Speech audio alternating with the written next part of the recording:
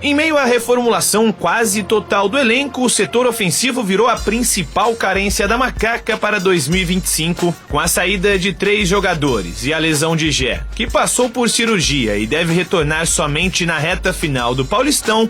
A Ponte tem apenas Everton Brito e Renato à disposição de Alberto Valentim. Com isso, a diretoria alvinegra foi em busca de reposições no mercado para os lugares deixados por Gabriel Novaes, Matheus Regis e Iago Dias. E um dos nomes acertados para a posição é o de Jean Dias. O atacante de 34 anos disputou a última temporada pelo Paysandu, onde marcou 6 gols em 46 partidas.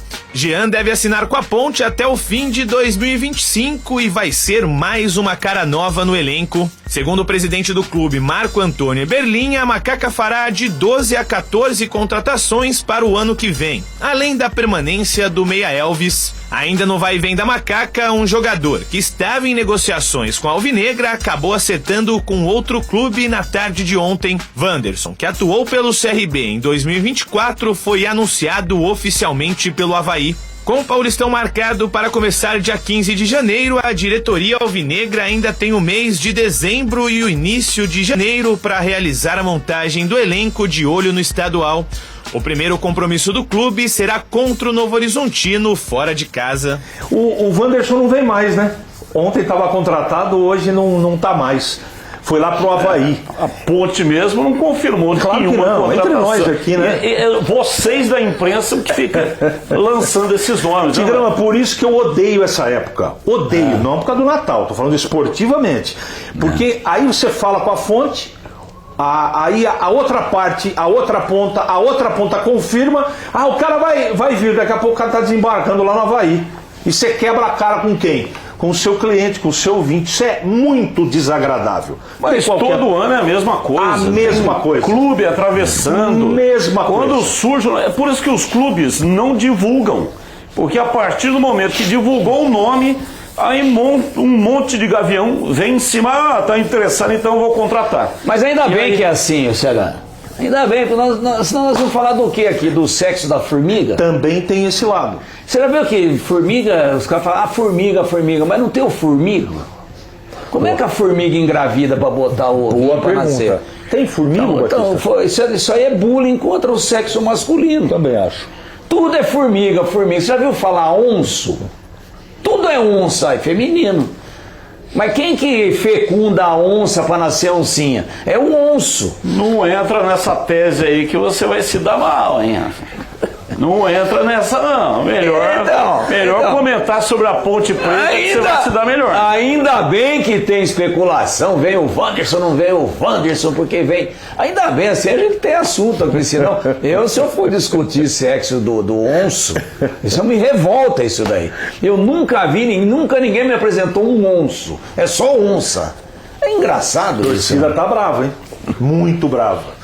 E eu fico também na expectativa pela torcida, mais pela torcida, que os dois times consigam se estruturar. Então essa ansiedade, esse desejo que as coisas deem certo, que às vezes deixa a gente um pouco chateado. Mas é assim mesmo essa época, não tem jeito.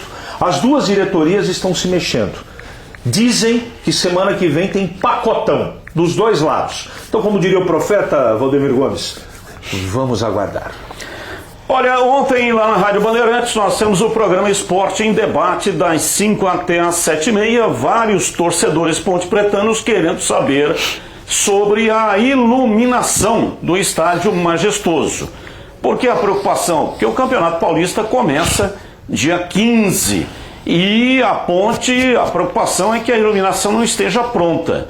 Então, primeiro, a Ponte não estreia em casa. O campeonato começa à noite, é uma quarta-feira à noite, provavelmente vai ter aí desmembramento da tabela.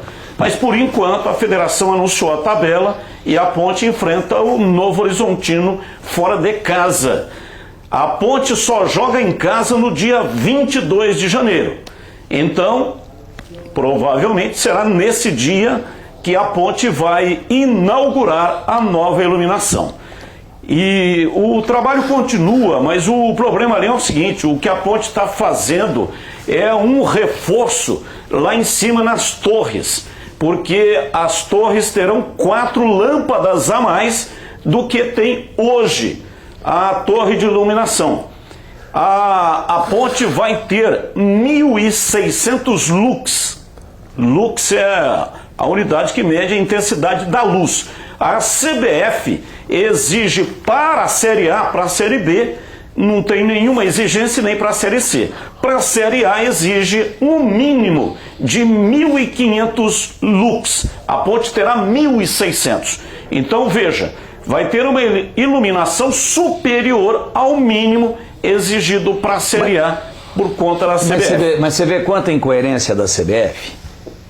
O futebol não é o mesmo? A trave não tem o mesmo tamanho? O piso não é grama natural ou sintética? O gol, a bola, a calibragem da bola, a roupa do juiz, a chuteira. Por que então só na Série A tem que jogar no claro? Na B, na C e na D pode jogar na boate? O investimento é muito alto, viu, Tigrão? Investimento é alto. Quem não tem competência é que não se estabeleça, cara. Não tem como. Então, mas tem campo aí que o goleiro não vê a bola, ó. Não vê a bola. Eu acho que 1.500 já é um dia, né? Fica lindo o estádio. Concordo. Mas, pô, não, para as outras divisões não tem nem uma exigência de 800, 700, 600, 500. Vai do jeito que vai. Acende a lamparina e rola a bola. Tá errado. Tá errado porque prejudica o espetáculo, prejudica o espectador, prejudica o jogador, especialmente os goleiros. Porque o jogador nosso hoje aqui, no claro ou no escuro, ele fecha o olho e chuta, deu o que deu. Agora o goleiro raramente quando o chutador acerta o gol, ele tem que ir na bola. Agora é escuro, então tá errado. Mas parabéns para a ponte, tomara que fique pronto tudo em dia e tem que estar reforçando a iluminação com aquelas torres do Coronel Rodolfo Petenar, são de 1975. Tem um detalhe importante. Quando elas foram inauguradas. O Tigrão tem toda a razão. Você tem que criar uma legislação, uma lei. Porque você lembra como é que era a condição dos gramados no Brasil? Não melhorou pra caramba? Perto do que era há 20 anos? Por quê? Porque hoje se exige, né, o gramado com uma condição muito mais adequada do que era. E eu acho que serve para iluminação também. Não precisa colocar obrigatoriamente 1.600 lux, mas tem que ser uma exigência. Não tem tanta exigência em termos de fiscais, não tem VAR com 200 pessoas empregadas. Bom, uma coisa tão elementar, gramado e iluminação, isso é elementar no futebol. Nós aqui, nós trabalhamos nisso daqui há 350 anos, né? Pedro Álvares Cabral ainda jogava bolinha de gude. Verdade. Né? A gente chega no estádio, se não tiver uma credencial prévia, tem a credencial das nossas associações, da ACISP, que é grande. Aliás, vai ter festa, nós vamos fazer o programa de lá hoje, festa do cronista esportivo. Está credenciado, documentação exigida. Tem que pedir um credenciamento antes na CBF, senão você não é... Chegou lá o fiscal e falou assim: ô Tigrão, você tinha sumido, fiscal, só falta me dar pão com mortadela, aguinha na boca. Todo mundo conhece, sabe que ele está indo lá para trabalhar. Se não tiver credenciamento prévio, então uma baita de uma burocracia e exigência para algumas coisas e outras que são muito mais importantes, do jeito que vai. É elementar a iluminação. Então, é a mesma coisa a qualidade da bola. Eu, por exemplo, ia no estádio Moisés Lucarelli, como ia no Brinco, mas o Brinco tinha iluminação, tinha jogos noturnos. Antes de 75, não tinha jogo noturno no Moisés Lucarelli. Mas na década de 50 tinha. Eu não era nascido, nasci em 57. Meu pai ia no Moisés Lucarelli jogo noturno, porque tinha uns holofotes em cima daquela marquise, na volta toda. Não tinha torre. Só que chegou um determinado momento que os caras falaram, pô, e olha que jogava com a bola vermelha, hein? Não era bola branca, não, bola de capotão. Então chegou a ter jogo à noite, mas ficou tão carente de luz, né? Ficou uma coisa assim tão limitada que não teve mais. Aí em 75, presidente da ponte, Coronel Rodolfo Petenar, fincou aquelas 4 torres de concreto gigantescas, colocou lá a iluminação. Quando foi inaugurada essa iluminação, a iluminação da ponte era uma das melhores do Brasil, como o estádio, que quando foi inaugurado na década de 40, ele era o 3º maior estádio do Brasil em capacidade. Tinha o Pacaembu, tinha São Januário, que aliás, os arquitetos que projetaram a fachada do estádio da ponte se inspiraram, boa parte no Pacaembu e uma outra parte, um mix em São Januário.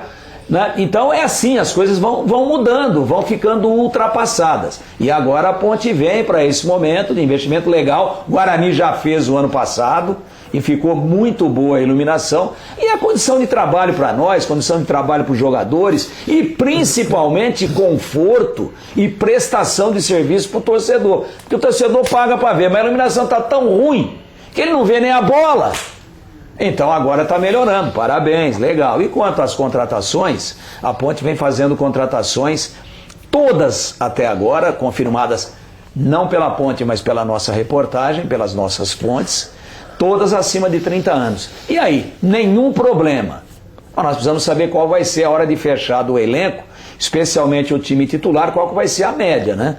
Não pode ser um time muito envelhecido, porque tanto o Paulista como principalmente a tal da Série C, as gavetas lá do Coisa Ruim, né? As gavetas do Coisa Ruim é correria, é intensidade, é pouca técnica e muito confronto físico. Olha ele aí, ó. Fala, é só falar que ele vem. Então é assim que funciona. Não tem problema o cara de mais de 30, ele vai emprestar a experiência, se tiver bem de abacaxi, tá tudo certo. Mas tem que alguém correr por ele, né? Eu estou preocupado porque daquelas que pelo menos nós aqui anunciamos até agora, tem de 38, de 37, de 34, de 33. É uma preocupação sim, mas nenhum pânico até agora, até que o elenco esteja fechado.